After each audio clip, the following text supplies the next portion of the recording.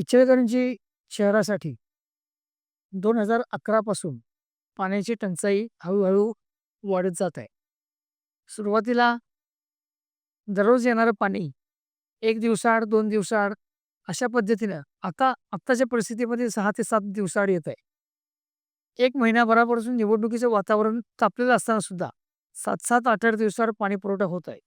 आमदारकीची आणि खासदारकीची निवडणूक जेव्हा होती 2024ची, त्यावेळेला आमदार खासदारांनी जबाबदारीने जाणीवपूर्वक स्वतःची माणसे लावून पाणी पुरवठ्याचं नियोजन विस्कळीत होणार नाही याची काळजी घेतली होती.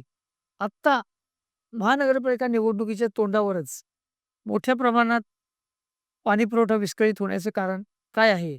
आणि आमदार, खासदार त्याचप्रमाणे आयुक्त यांचं पाणी पुरवठा विभागावरचं नियंत्रण सुटलं आहे की काय? अशी परिस्थिती शहरामध्ये निर्माण झालेली आहे. याचं कोणतंही उत्तरदायित्व ते स्वीकारायला तयार नाही. पाणी पुरवठा विस्कळीत का आहे? याचं कोणतंही कारण द्यायला ते तयार नाही.